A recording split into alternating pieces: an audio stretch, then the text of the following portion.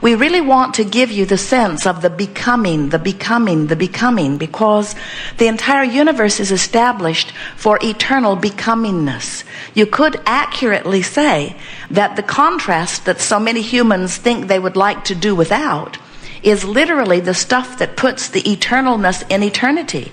Because if it were not for that contrast, expansion would not happen. And the source within you always rides the rocket of expansion and stands as the culmination of all that you are. That which you are before you were born, that which you have become now that you're in this body, that which this life experience of contrast has given birth to, the culmination, the leading edge, furthermost place of that which you have become. So we call this gathering the art of allowing. And what it really means is allowing me in my human form to be up to speed with what life has caused me to be. Allowing me to be in vibrational alignment with the fullness, with the wholeness of all that I am. And the better you feel, the closer you are to that. The worse you feel, the further you are from that. You can't really get very far from it, because even if you pinched yourself off with negative thoughts of doubt and worry and fear and despair for a long time, maybe even your whole life, even if you did that, in the moment of your reemerging back into physical, in what you call the death experience, we like to call it the croaking experience. We like to be as disrespectful of death as we can be, since there is no such thing.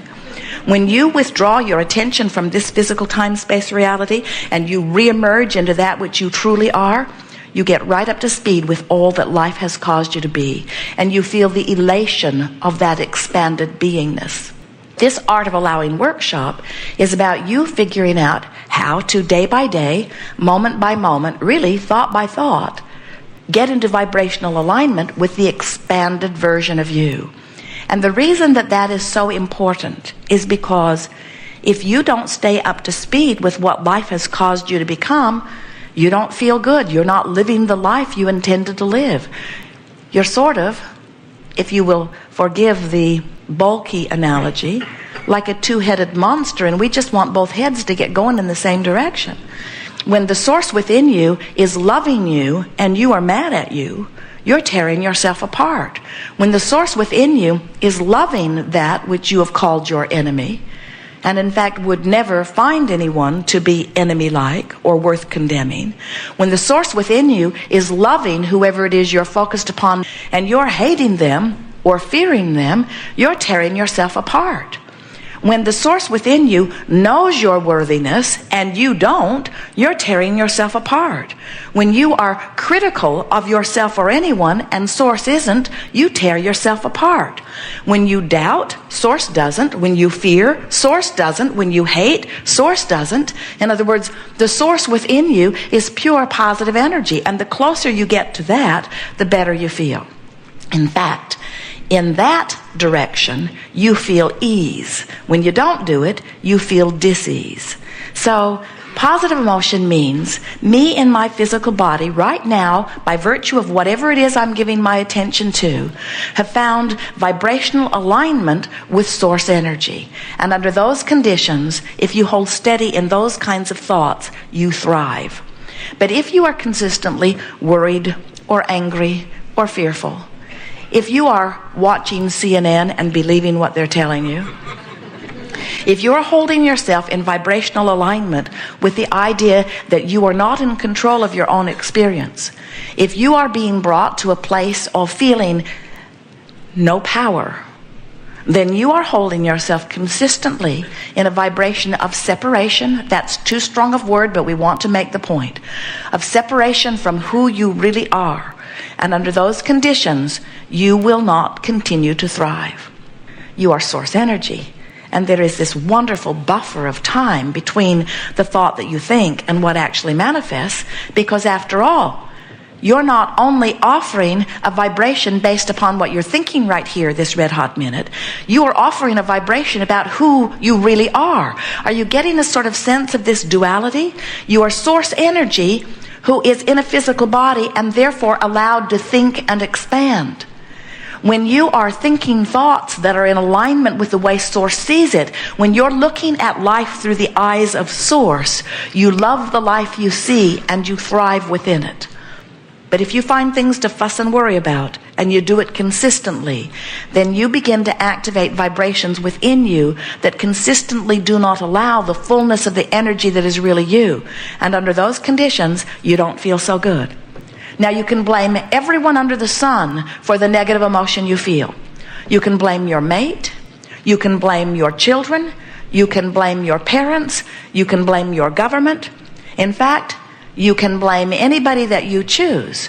But we want you to know that no one is responsible for this vibrational gap between you and you other than you. You have total empowerment to do something about closing that gap. We acknowledge there are rascals out there that drive you nuts. We acknowledge that there are pieces of contrast that when you look at them make you feel like you want to pull all of their hair out, and maybe yours too.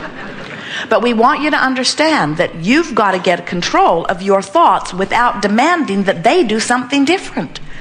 When they need to do something different, you're asking for a very conditional love. You're saying, those conditions please me, but those don't.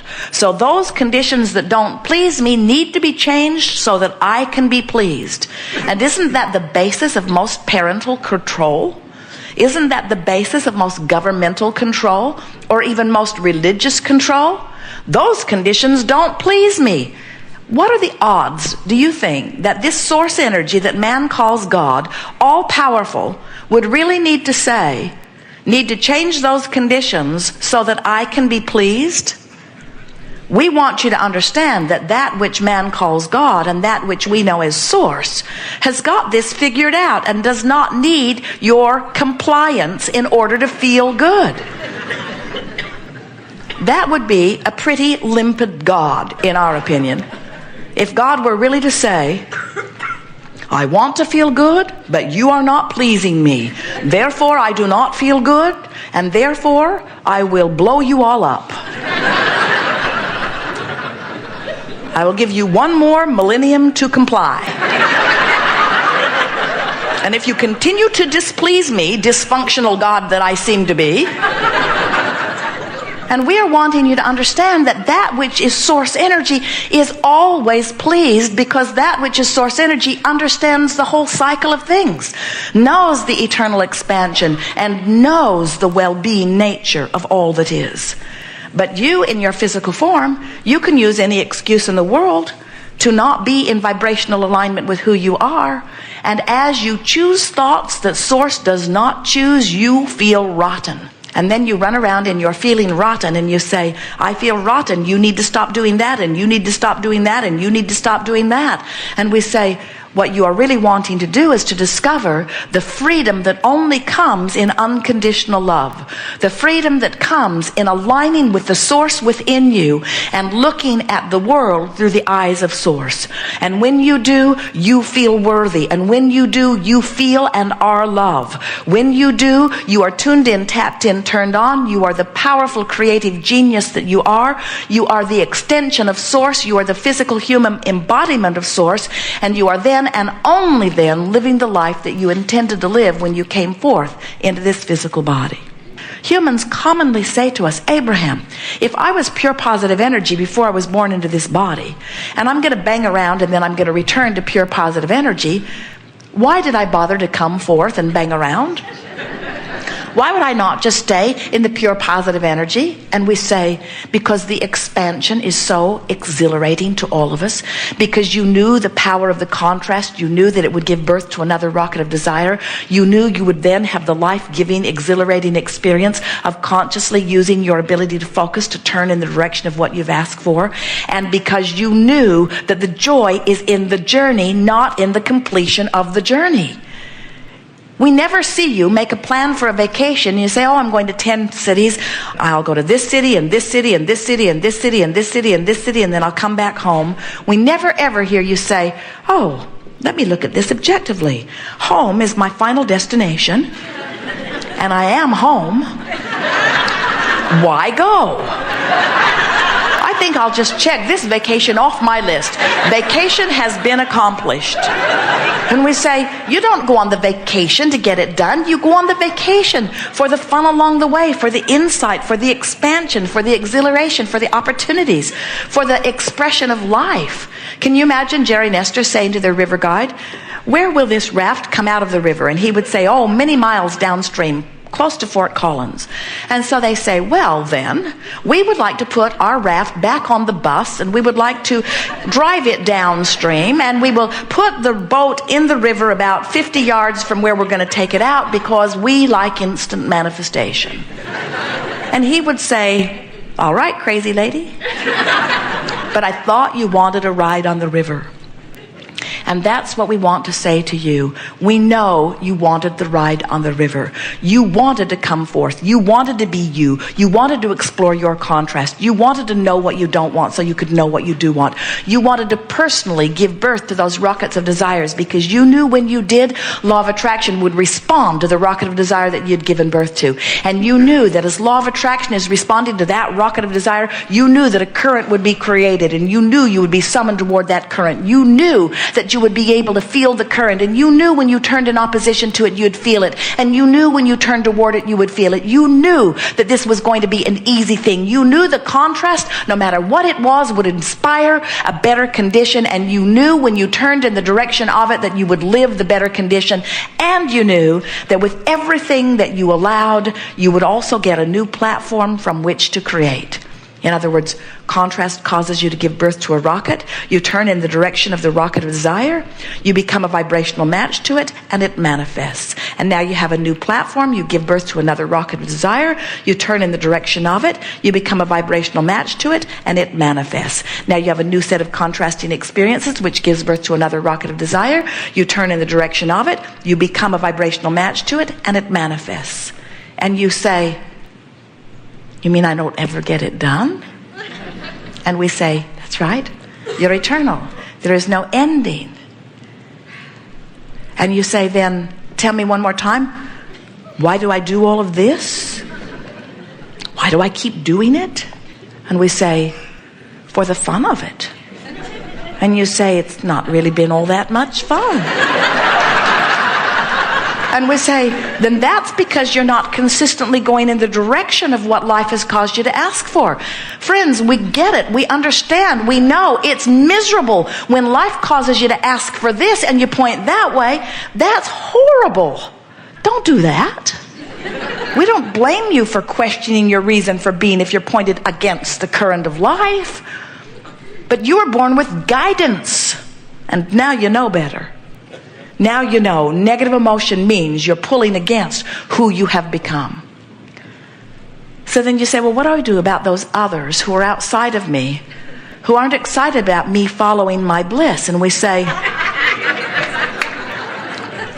when you really get to the point that you're following your bliss, they won't be a problem, because if you are consistently in a vibration of positive emotion, law of attraction won't match you up with them. If you're getting matched up with a whole bunch of ornery people, you're ornery. If people are giving you trouble in traffic, you're trouble. Jerry said, when he first met us through this format, I think that there should be islands of incarceration. The perfect judicial system. We'll put all the rapers on one island and they can do it to each other. We'll put all the killers on one island, they can do it to each other. We'll put all the burglars on one island, they can burglar each other. And we said, you already have those islands. Vibrational islands.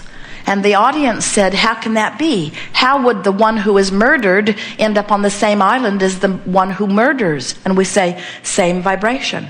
In other words, whether you are murdering because you feel despair and you've moved into revenge and no one's allowed you to move further from it. In other words, isn't that what happens? You're in despair, you naturally move into revenge, and then your society says, oh no, revenge is not appropriate.